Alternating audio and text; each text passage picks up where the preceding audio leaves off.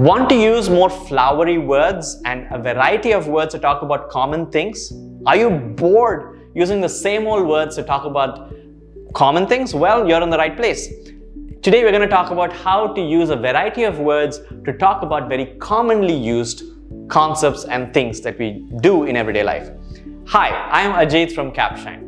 Capshine is a revolutionary Learn It Together English fluency program. With Capshine, learning English is easy, quick, fun, affordable, and effective. And we promise a whole new you in 6 months or less. Let's look at the first word, shall we? The first word is laugh, and we've seen this quite often. We're going to look at a few examples of how to say laugh, but using different words in context. The girls giggled at the joke. Now, giggle suggests that you're sort of secretive, you don't want the others to know what you're laughing about. Slightly suppressed laugh, giggled, right? Usually associated with girls or boys when they're talking about something naughty, to giggle about something. Another way to talk about laugh is chuckle. When you chuckle, you usually are making fun of someone. For example, Raja chuckled at how silly Ramya's painting was, right? Chuckle, to make fun of someone by laughing. The comedian was so good, we roared through the entire set. Roared is to laugh out loud. There is no sort of restraint. You're laughing your guts out. That is to roar with laughter. So you could say roaring with laughter, or you could just say roared. This also means to laugh, but intensely. It's so funny that you roared. And of course, another way of saying laughed is to be cracked up.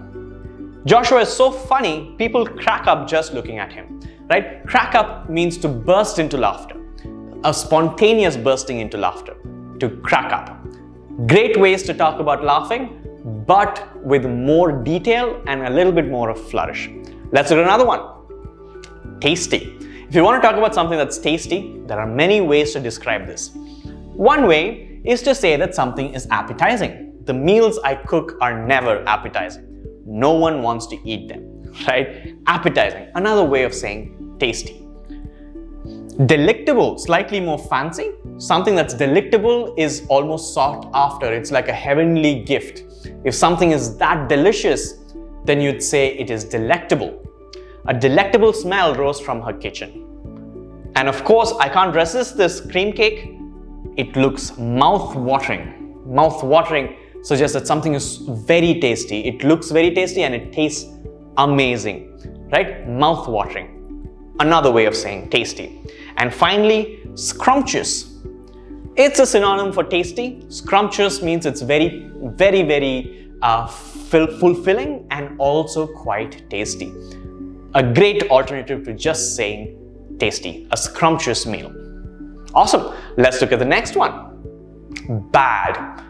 Many times we say, oh, this is such a bad thing, or he's such a bad person. But there are many better ways of saying bad based on the context. Let's look at a few. I feel awful about forgetting to wish you on your birthday. So you could say I feel bad, but awful is a much more powerful word here. It shows your emotion a little better, slightly more colorful when it comes to vocabulary. Awful. She lives in a very crummy neighborhood, right? If you say she lives in a bad neighborhood, sure, that gets the point across, but crummy suggests that it is in pieces, it's not taken care of, it's very bad on hygiene. It conveys a lot more meaning. Crummy, a crummy neighborhood. One shouldn't be expected to put up with dreadful customer service. Again, dreadful is another way of saying bad in this case, but brings in a lot more information and meaning to it. Dreadful.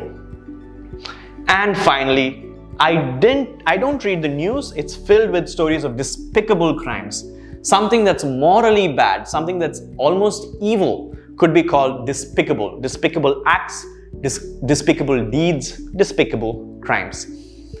These are again a much better way of saying bad depending on the situation and the context that you're speaking about.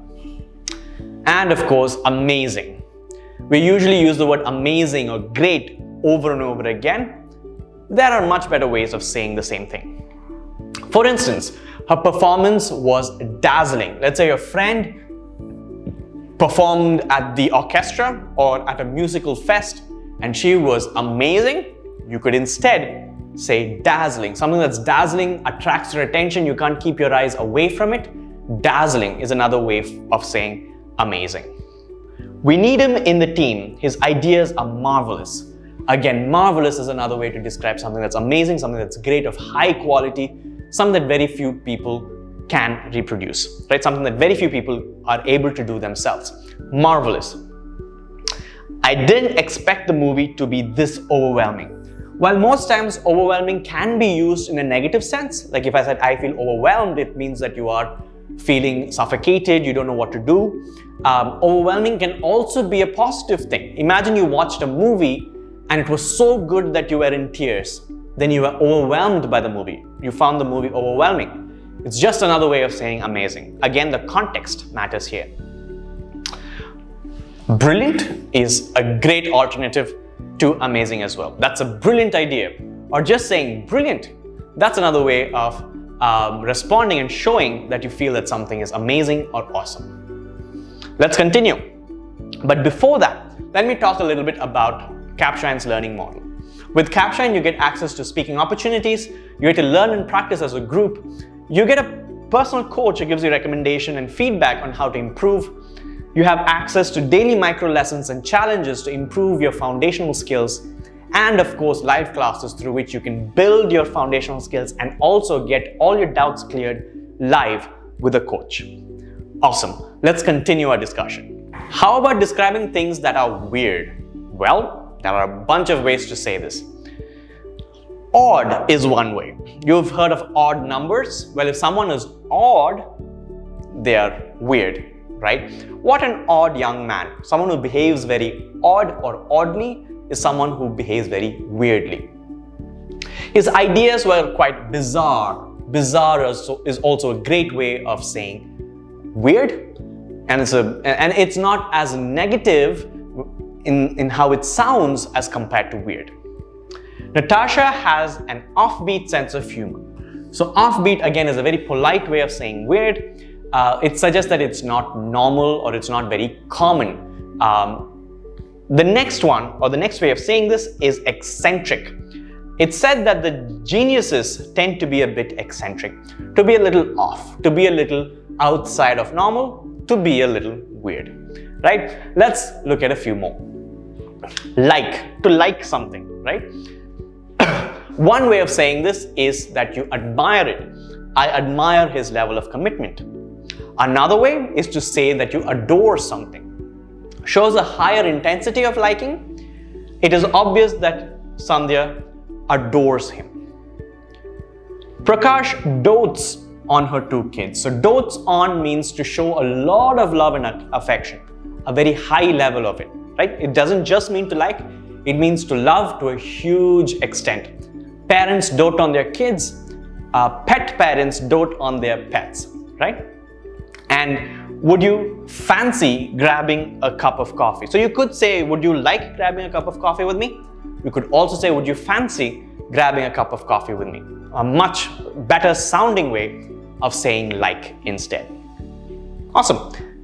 Stupid. How do you talk about things that are stupid? Well, here are some ways, and you can say them in a way that it doesn't sound very negative or insulting. Rajiv can be so silly sometimes, or that's the most idiotic thing I've heard all year. Idiotic, of course, is insulting, right? But it's a better way of saying stupid than stupid itself. David can be quite naive sometimes. Again, a very polished word.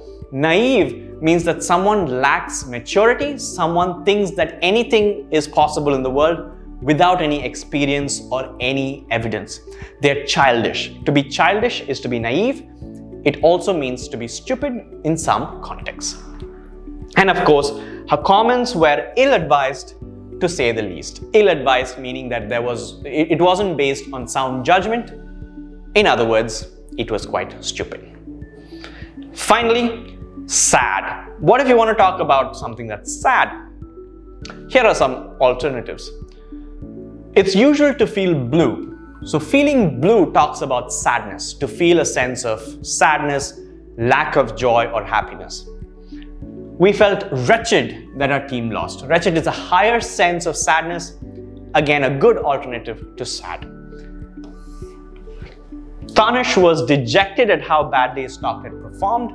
Again, dejected shows a sense of sadness, a sense of loss. And finally, melancholic. This is a very high-level word. It is also sadness to a very high degree. It means that you feel extreme depression and sorrow. The movie was so melancholic that we burst into tears, right? Very sad, very, very depressing is melancholic. And of course, since we spoke about sad, let's talk about happy as well. How do you describe happiness in different ways? You could say that someone or something is blissful. Saroj was feeling blissful after his 3-week vacation. It's always a joy to see your bright smile in the morning. So bright also means happy. We were elated at the result, shows happiness. And of course, over the moon is a phrasal verb which speaks about being on cloud 9 or being extremely happy, right? Great. I hope you found this video informative and you learned something new today. Make sure you use these different variants of words in your everyday speech and writing. If you like the video, make sure you like and subscribe, hit the bell notification, and don't forget to check out the 30-day free trial with Capshine by going to capshine.com or downloading the app from the Play Store. Thanks for watching.